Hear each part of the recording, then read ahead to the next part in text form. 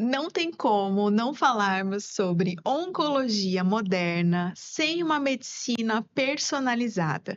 E a medicina nuclear cada vez mais tem cumprido esse papel através dos radiometais que são produzidos em ciclotron. Então hoje a gente vai falar sobre um assunto que é do coração do Dr. Eber Videira, velho conhecido de vocês aqui de outros episódios. Então, vamos entender um pouquinho o papel desses radiometais na oncologia e na medicina nuclear. Tom, solta a vinheta.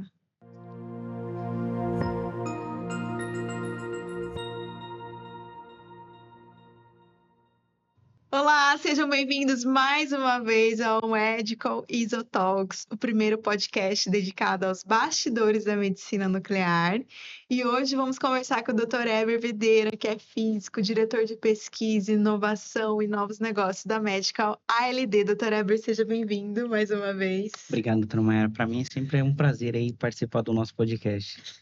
Bom, pessoal, hoje a gente vai tentar fazer num formato um pouquinho mais diferente, vai ser mais um bate-papo. Então, nós vamos falar sobre esse tema que tem sido muito comentado nos congressos de médicos, físicos, que são os radiometais.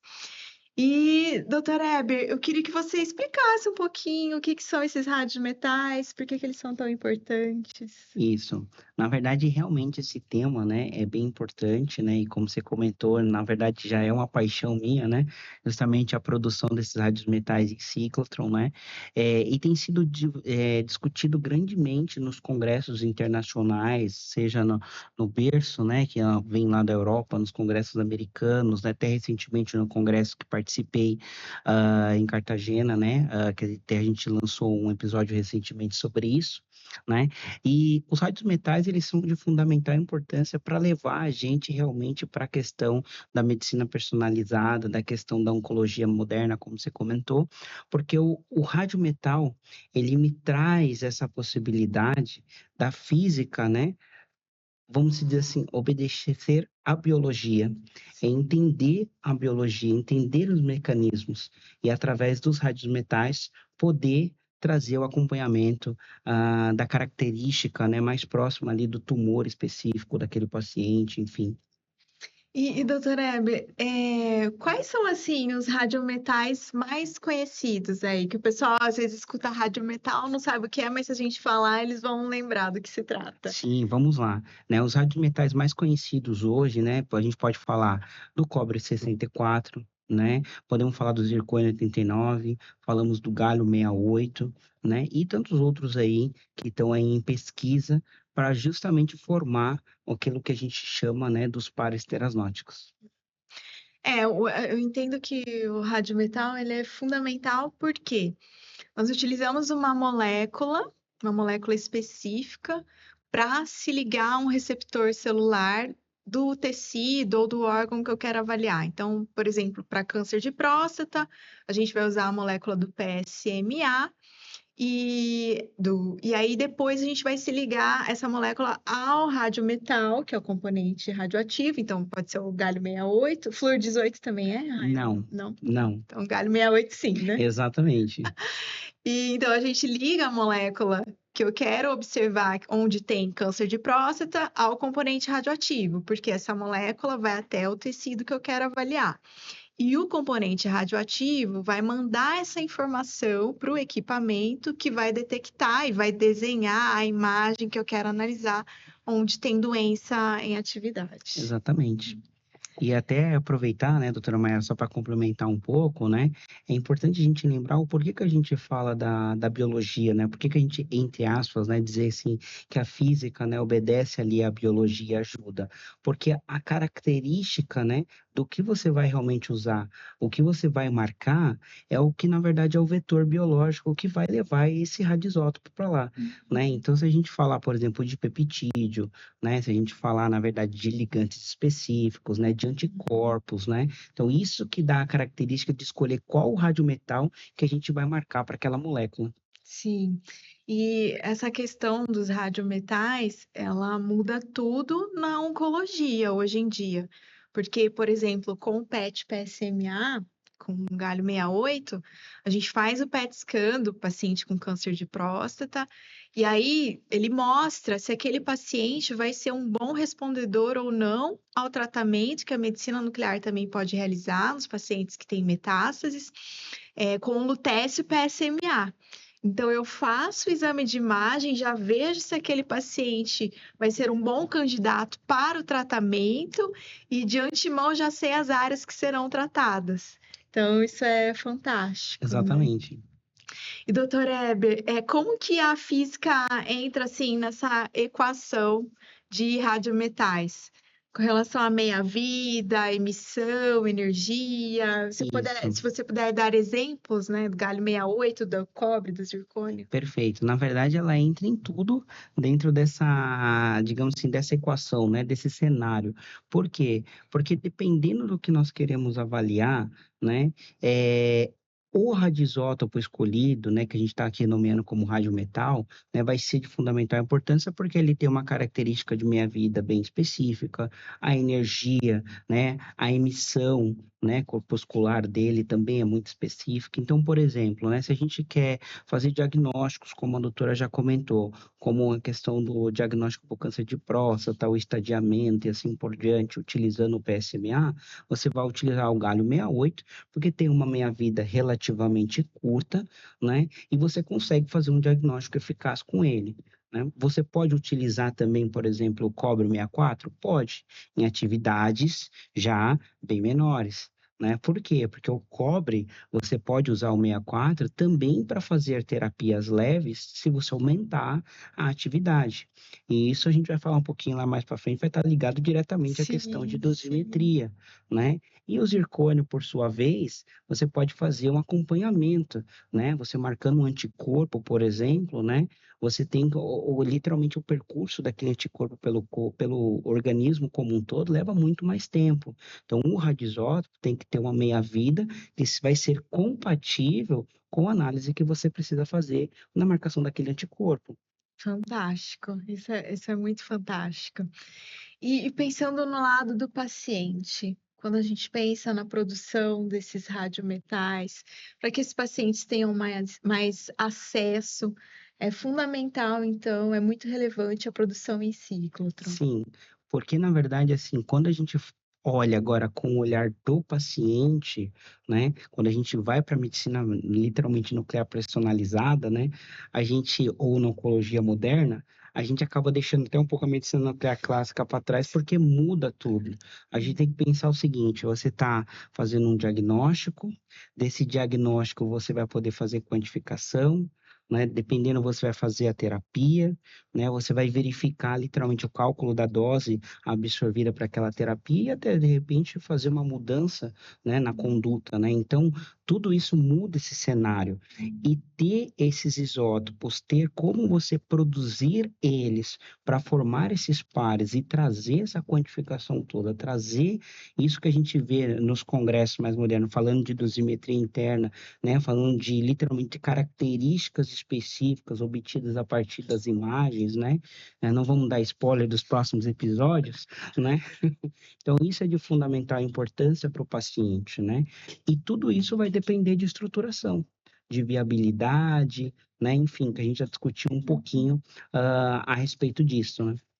E isso também vai interferir, então, na atividade por lote, na questão da redução de custo por dose, isso também Com interfere. certeza. Por que que vai interferir?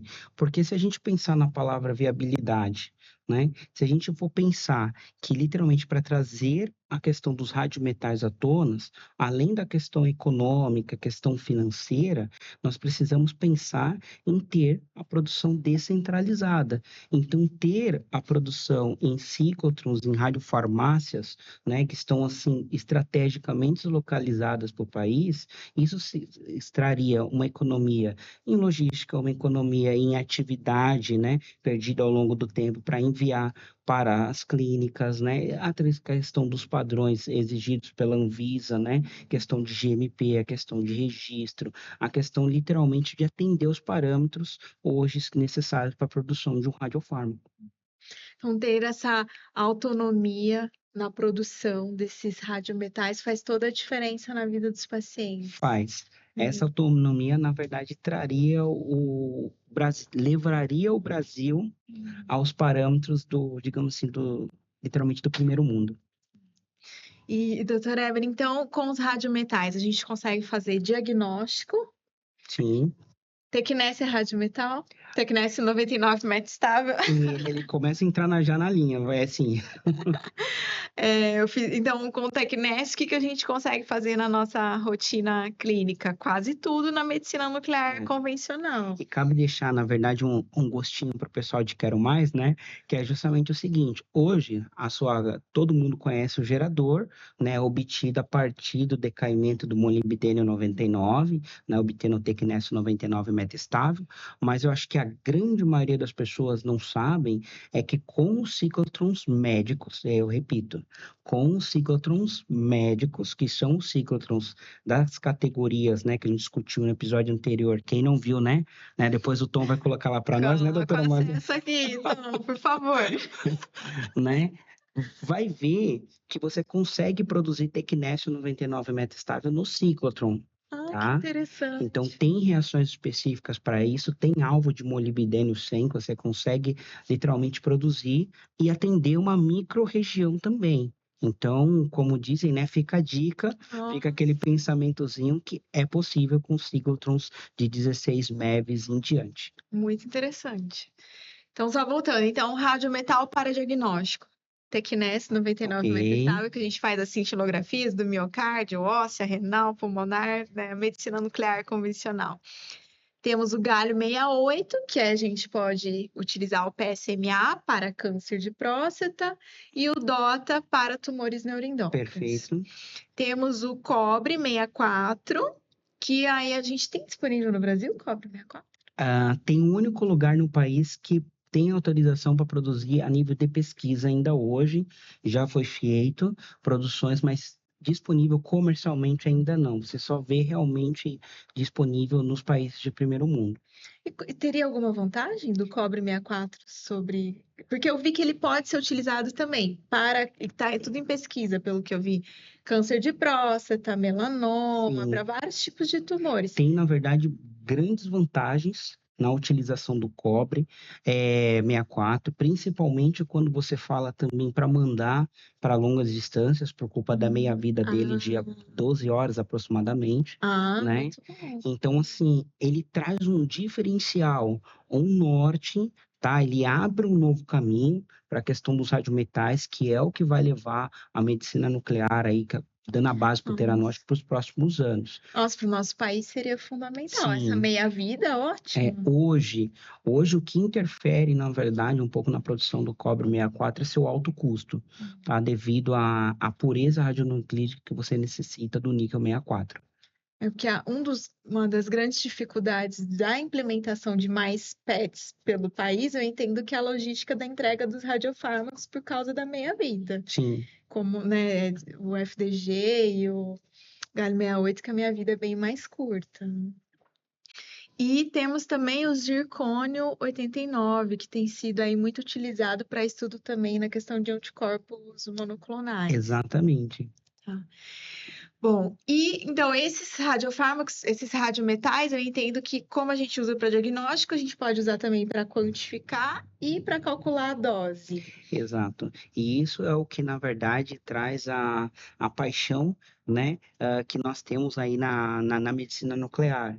Porque você pode olhar para os radiometais e tem uma infinidade de outros candidatos aí que a gente nem vai abordar nesse episódio de hoje, como o escândio, enfim, uma série, né? É que esses que nós citamos são os mais bombados nos congressos, vamos dizer assim, exatamente. Né? Então, olhar para eles e eles nos permitem fazer depois a quantificação do outro lado, que é justamente olhar para a dosimetria interna, né? Olhar o cálculo de dose absorvida, né? Ajudar literalmente formar os pares teranósticos, é isso que tem levado aí a discussão nos congressos do primeiro mundo que a gente tem participado.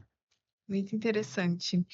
E aí nós temos também os radiometais para tratamento. Então, o lutésio 177, Exatamente. que a gente pode ligar a molécula novamente do PSMA para câncer de próstata metastático e tumores neuroendócrinos também metastáticos.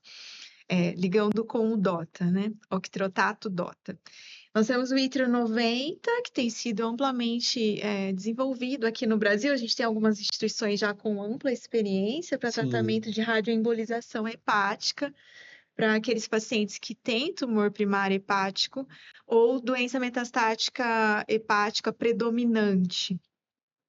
E o Radium 223 para o tratamento do câncer de próstata, para aqueles pacientes que têm câncer de próstata com metástase óssea exclusiva, né? exatamente. Então tá bom. E além disso, os radiometais ajudam a ajustar o tratamento. Então a gente vê a imagem, consegue calcular a dose, dosimetria, tudo, e ainda talvez determinar como que esse paciente vai responder ou não ao tratamento. Exato. Isso Fantástico.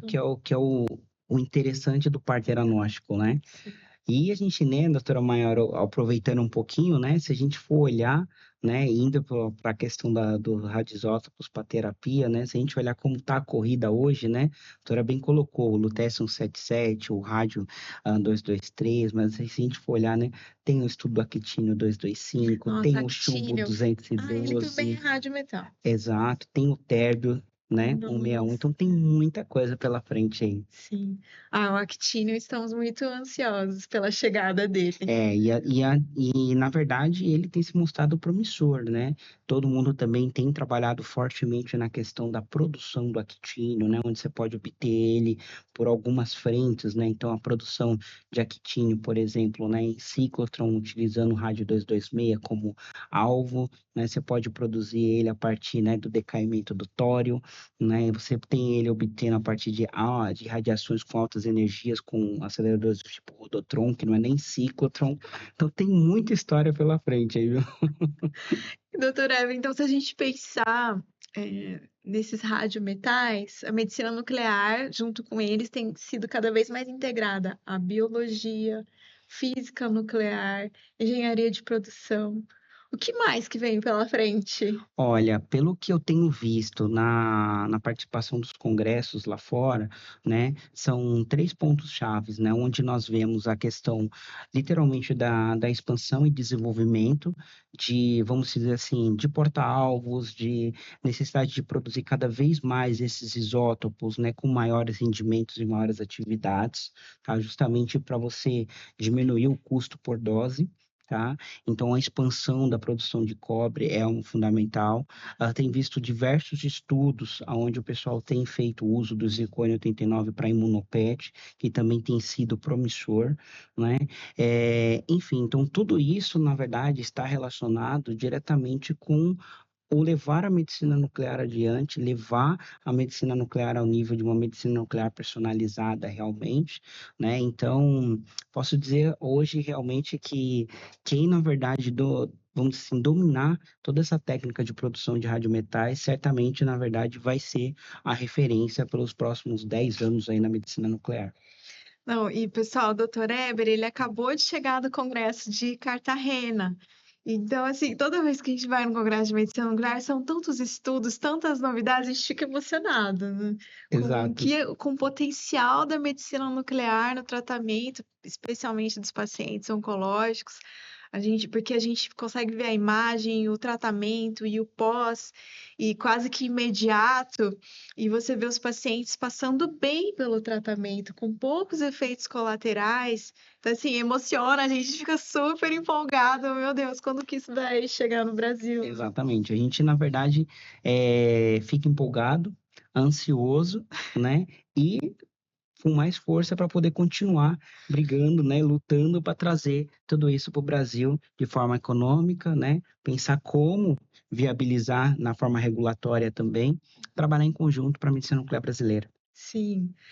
A produção desses radiometais é mais que uma decisão técnica, é uma decisão de produção industrial mesmo. Exato. Todos eles você tem que, na verdade, ter toda a planta produtiva específica, né, já pensada, e estruturada, né, para você obter eles, né? Hoje você consegue até fazer a produção em ciclotron de duas formas diferentes, com alvos líquidos e alvos sólidos, né? Mas é um trabalhinho.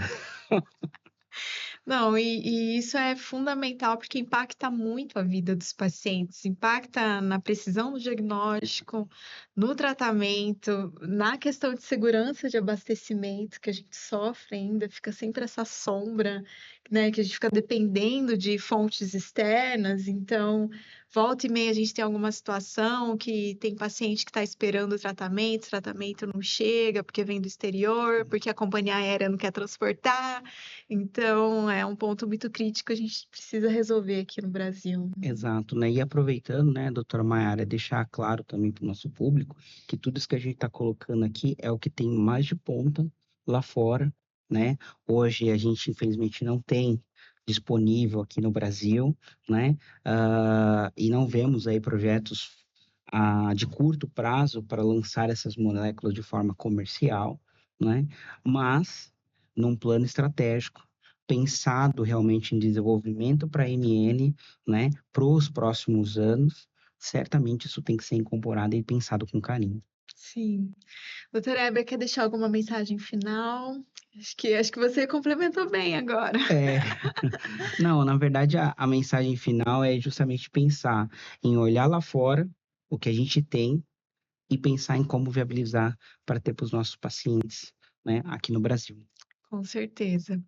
Pessoal, esse foi mais um episódio do Medical Isotalks. Se você achou esse conteúdo relevante, ficou até o final, escreve nos nossos comentários Rádio Metais, tá? Pra gente saber que você acompanhou a gente até o final. Se inscreva no nosso canal, deixa o seu joinha, é muito importante isso para o YouTube entender que esse conteúdo tem que chegar para o Brasil inteiro, para que mais pessoas conheçam o potencial da medicina nuclear. Nos vemos no próximo episódio.